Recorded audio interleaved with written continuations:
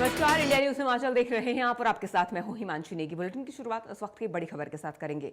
तो breaking news इस वक्त की आप तक पहुंचा रहे हैं, बड़ी और अहम जानकारी आप तक पहुंचा रहे हैं। शिमला मसौबरा में दिन दहाड़े अपहरण की कोशिश, बचने के लिए युवक ने चलती गाड़ी से लगाई छलांग। सीएम के मीडिया सलाहकार के बेटे होने की चर्चा, आरोपियों की तलाश जारी। तो बड़ी अहम अपडेट आप तक पहुंचा रहे हैं।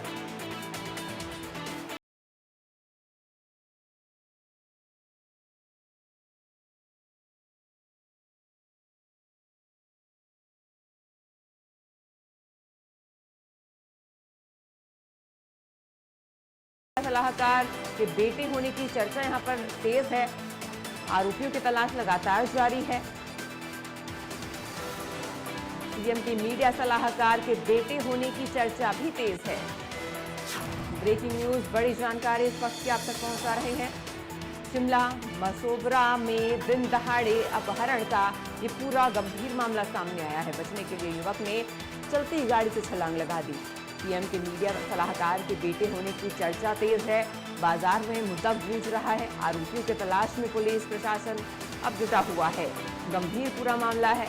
सीएम के मीडिया सलाहकार के बेटे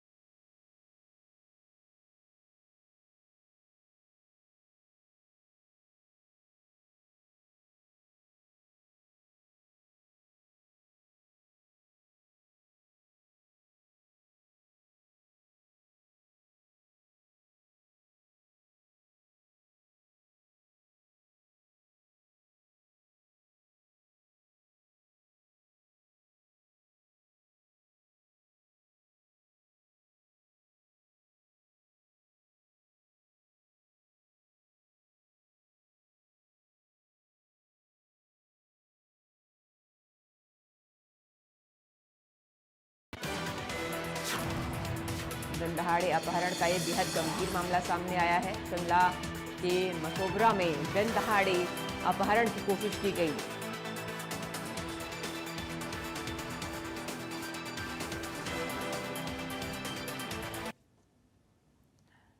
अधिक जानकारी के साथ हमारे सहयोगी कामेश्वर हमारे साथ जुड़ चुके। कामेश्वर, देखिए, दिन दहाड़े अपहरण का एक गंभीर मामला सामने आया है। सबसे पहले मैं आपसे जानकारी चाहूंगी, अपहरण की कोशिश कैसे की गई और किसका अपहरण करने की कोशिश की गई? जी बिल्कुल, अगर देखा जाए ये घटनाक्रम कल दिन का है, जब मुख्यमंत्री के मीडिया सलाहकार नरेश चौहान का बेटा जो तारपुर के पास गया था, जो कि मशोबरा और नालदेहरा के बीच है। ऐसे में कुछ युवक आए, गाड़ी में आए, उन्होंने मास्क लगाया हुआ था और उनके साथ जिस तरीके से मारपीट, और एक व्यक्ति उसमें से यह बोलता हुआ नजर आया कि इसे गोली मार दी जाए।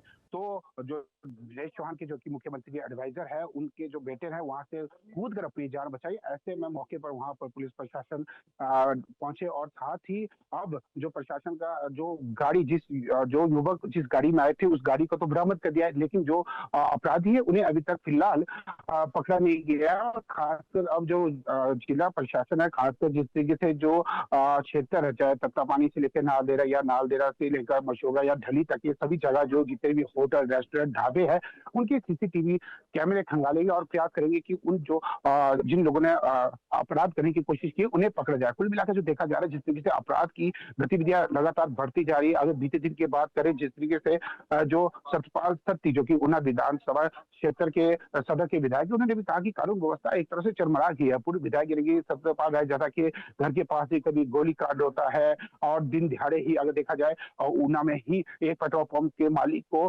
फिरौती मांगेगी दिन दिहाड़े। तो कहीं ना तो कहीं जो अपराध डे बाय डे बढ़ता जा रहा है। अगर देखा जाए बीते दिन ही जो तिलोक जम्वाल है, जो कि भाजपा विधायक है, उन्होंने भी कहा कि जिस तरीके से कभी पूर्व विधायक के घर पे गोलीबारी होती है, कांग्रेस कार्यकर्ता पर गोली चलाते हैं। इससे जो कानून व्यवस्था है कहीं ना कहीं बिगड़ती नजर आ रही है। बीते दिन अच्छा चाहे सतपाल सत्ती की बात करें या लोक चंबाल की बात करें, उन्होंने भी स्पष्ट रूप से कहा कि आए दिन जिस तरीके से जो जब जब कांग्रेस सरकार सत्ता में आती तब तब जो अपराध गतिविधियां अत्यधिक बढ़ जाती है। केवल बात यही नहीं, जिस तरीके से हम खनन माफिया की बात करें, शराब माफिया की बात करें या वन माफिया की बात करें, प्रत्येक माफिया अत्यधिक सक्रिय रहता है। कहीं ना कहीं सरकार इन्हें संरक्षण देती है, ये आरोप जो लगातार जो विपक्ष लगा रही है। लेकिन बड़ी बात यह है कि जिस तरीके से जो मुख्यमंत्री सुखविंदर सिंह सुक्खू जो मीडिया सलाहकार ने चौहान है, उनकी बेटे के ऊपर जिस तरीके से जो जानलेवा हमला हुआ है, इससे कहना तो कहीं जो शहर है, क्षेत्र, वहां भय का माहौल फैल चुका है। जब इतने बड़े कांग्रेस नेता के बेटे को ही ऐसे जानलेवा हमले हो रहे हैं, तो निश्चित तौर पर आम आदमी कहाँ से देखा है। जो अक्सर देखा जाता था यूपी बिहार में ऐसी घटनाएं आम होती थी, लेकिन अब देवभूमि हिमाचल में